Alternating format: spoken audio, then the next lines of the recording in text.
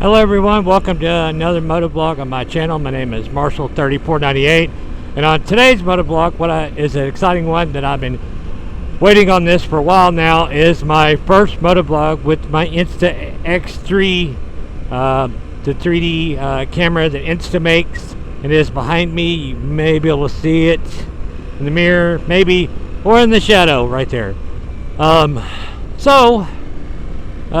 I've already tried to do all this, to be honest. Once I did a riding day and tried to make a moto vlog with it, and I couldn't quite figure out the editor, even though it's fairly simple. And the one key thing I'll say to anyone wanting to try one of these, to buy one for a moto vlogging or whatever the case may be, is there's a little bit of a learning curve in the editing software.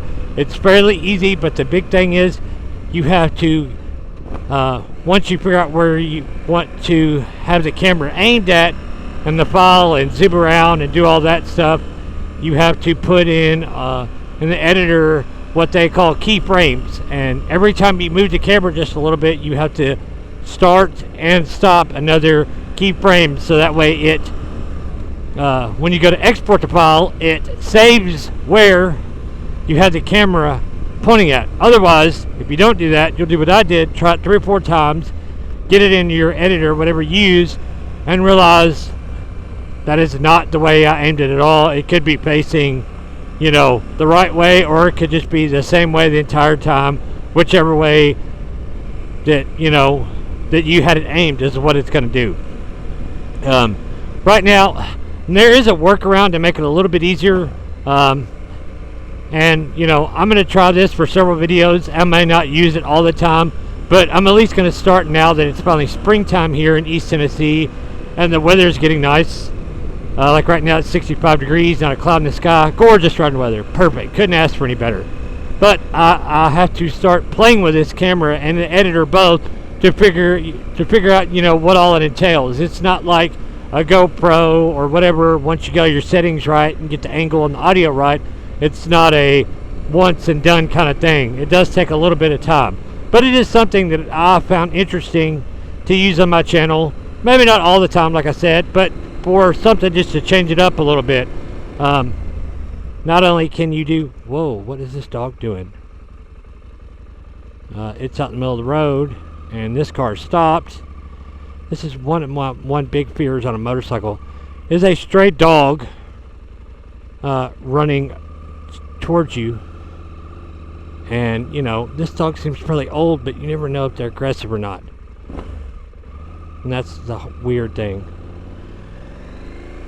But like I was saying before, I didn't know if I was going to get attacked by the old dog there. There is a little bit of a learning curve, and it just takes a little bit of time to figure it out. The editor's a little bit weird. It's not something that you're going to be used to. It's going to take a little bit of time, but I will tell you this, it will do lots of incredible stuff, and it's one that I've really wanted to try for a while now. It's a little bit of investment, but those of us who do motovlog stuff, that going in, that there's some cost involved, and it's going to be that way. That's part of it. It's kind of the nature of the beast, so to speak. But like I said, I'm excited to see what it can bring to my channel. Something new and refreshing, something different, something that not everybody's willing to do and going to do, and that makes it kind of unique to me, to make it part of my channel that not everybody else does. I put a lot of time and money and effort into my YouTube channel, and for those of you who appreciate it, all the time, effort, I'm really thankful. The people that leave all the comments and stuff like that, all the engaging comments that are entertaining, and nice comments about your channel.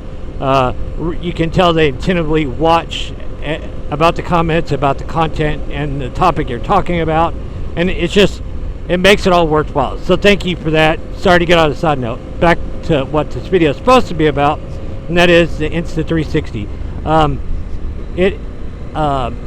It does, however, though, the mount that I bought the motorcycle mount the newest one as of filming this in 2024. There's a new and improved one, and basically the mount is a little bit different. This bike that I'm riding, a 2023 KTM 890 Adventure, has those little back like grab rails, either for a passenger or to tie stuff down, and I've got it on that mount, and I kind of have it set to where most of the time I'm going to be using that like 3 foot above and behind you kind of drone shot. I like that kind of shot. I think it looks kind of neat. It gives a new perspective to the viewer watching Motovlog to see more all of what's around you. Of course, you can, you know, mount it to a passenger foot peg or put it out in front of the bike, put it from the bars and stuff like that. But I might do some of that stuff in the future a little bit. But the possibilities are endless. You know, you can have it, like I said, you can have it looking at the front wheel when you ride off-road to see the suspension travel working, and you can do all kinds of wild stuff with it. But I will warn you, I have, and I'll leave the link in the description, the Amazon link where I got it. It's not an affiliate link or anything, but I do have, like, not the sticky guard mount over the lens, but I do have a protector over the lens because this camera, you know, is, you know, $450, depending on, you know, what accessories you get with it. And once you screw the lenses up, it's not like a GoPro or something like that you can unscrew the lens cover and put a new one on. No, I think either they offer a protection plan for it when you first buy it, like link it with your phone with the app to register it and stuff, but I didn't bother with that because usually that stuff, you pay for a protection plan. If it's anything like GoPro is, you pay for a protection plan, and then you have, like, it's only for a year, and then if something happens but have to fix it, then they charge you like a deductible for fixing it. So how did you really save that much money? But use a lens cover on it. Make sure you wipe it off real good. I will say that I learned that from the last little kind of trial motovlog I did with it. One little like bug or something got on it, and if that happens on the lens you're using that shot in, you're pretty much screwed, and that footage is useless if it's the lens that you want to use, because, you know, it's 360, it's front and back. But I'm excited to try this to see what happens.